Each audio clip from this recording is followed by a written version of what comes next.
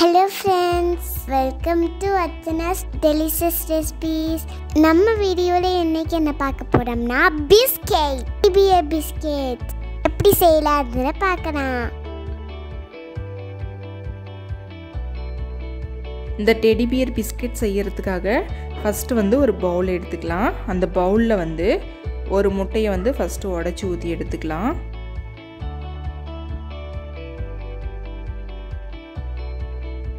கூடவே அரை டீஸ்பூன் அளவு வெனிலா எசன்ஸ் சேர்த்துக்கலாம். சேர்த்துட்டு இது ரெண்டையும் ஃபர்ஸ்ட் நல்லா மிக்ஸ் பண்ணி எடுத்துக்கலாம். திரும்பவும் இன்னொரு பவுல் எடுத்துக்கலாம். அந்த பவுலில் பார்த்தீங்கன்னா 150 கிராம் அளவு பட்டர் எடுத்துக்கலாம். இந்த பட்டரை பார்த்தீங்கன்னா ஃப்ரிட்ஜில் வச்சுருந்தீங்கன்னா 4 மணி நேரத்துக்கு முன்னாடியே வெளியே எடுத்து வச்சுருங்க. பட்டரை சேர்த்ததுக்கப்புறம் ஒரு விஸ்க் வச்சு இது போல் நல்லா கலந்துருங்க.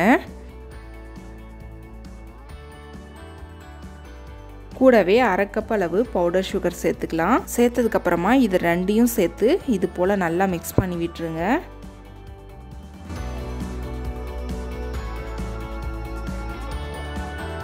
இது ரெண்டும் சேர்ந்து நல்லா மிக்ஸ் ஆயிருச்சு. கூடவே 1 கிராம் அளவு சால்ட் சேர்த்துக்கோங்க. சேர்த்துட்டு திரும்பவும் இது போல் நல்லா கலந்து விட்டுருங்க. ஒருவேளை சால்ட் அதிகமாக சேர்த்துட்டிங்கன்னா பிஸ்கெட்டில் சால்ட் அதிகமாக போயிடும். அதனால் ரொம்ப கம்மியாக சேர்த்துக்கோங்க.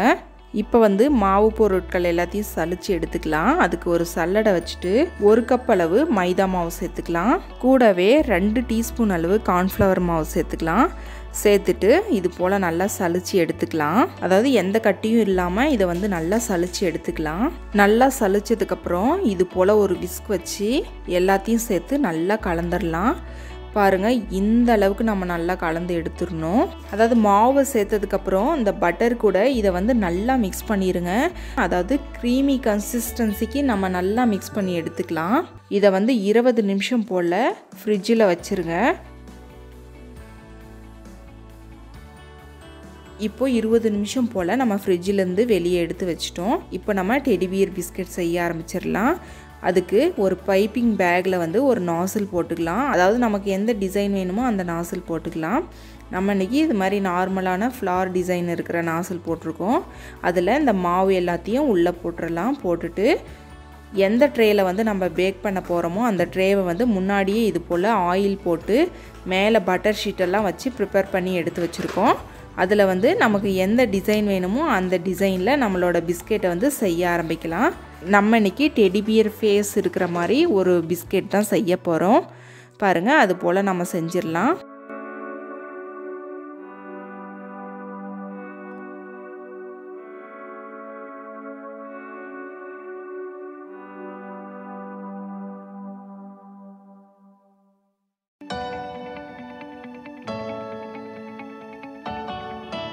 எல்லா பிஸ்கெட்டையும் இதே போல் டிசைன் பண்ணியாச்சு.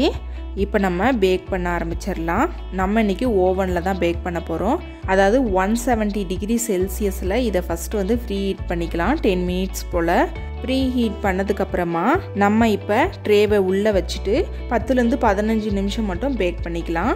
நீங்கள் வேணும்னா இடையில் செக் பண்ணி பார்த்துக்கோங்க. ரொம்ப நேரம் விட்டுட்டிங்கன்னா இந்த பிஸ்கெட் எல்லாமே கரிய ஆரம்பிச்சிரும். அதனால் நீங்கள் கேர்ஃபுல்லாக செக் பண்ணிகிட்டே இருக்கணும். இப்போ பாருங்கள், 15 நிமிஷம் போல் ஆயிடுச்சு. நம்ம எடுத்து பார்த்துடலாம். நம்மளோட பிஸ்கெட் எல்லாமே ரொம்ப சூப்பராக ரெடியாகி வந்திருக்கு.